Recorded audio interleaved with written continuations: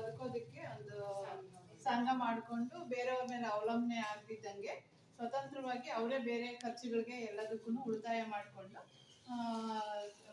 ಮಹಿಳೆ ಸಬಲೆಯಾಗಿ ಬದುಕೋದಕ್ಕೆ ಸ್ತ್ರೀಶಕ್ತಿ ಸಂಘಗಳನ್ನ SM. Krishna sir ಅವರು start ಮಾಡಿಸಿದ್ದಾರೆ. ಅದು 2001-2ರಲ್ಲಿ ಸ್ತ್ರೀಶಕ್ತಿ ಸಂಘ ಸ್ಟಾರ್ಟ್ ಆಗಿದೆ.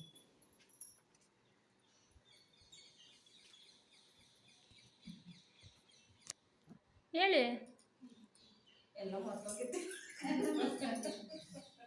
ನೀವೇ ಹೇಳಿ ಮೇಡಮ್.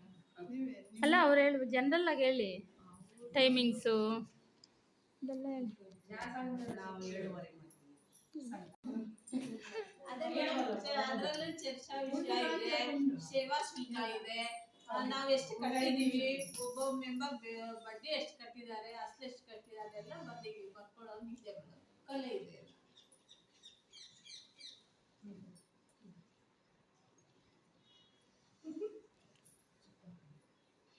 మేమిద్దరే చెప్పాలి చెప్పండి అందరూ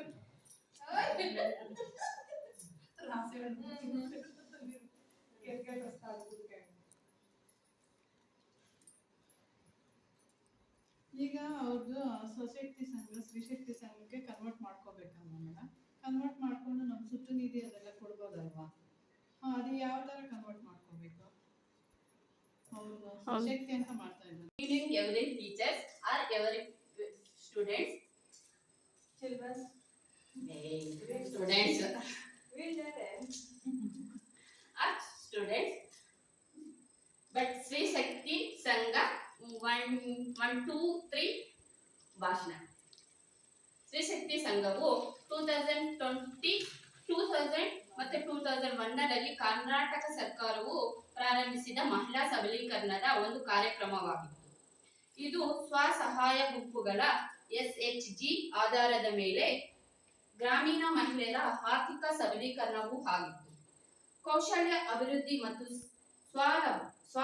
ಸ್ವಾವಲಂಬನೆಯನ್ನು ಉತ್ತೇಜಿಸುವ ಗುರಿಯನ್ನು ಹೊಂದಿತ್ತು. ಪತಿತ ಪಾವನ ಸೀತಾರಾಮ ರಘುಪತಿ ರಾಜವರ ಪತಿತ ಪಾವನ ಸೀತಾರಾಮ ಈಶ್ವರ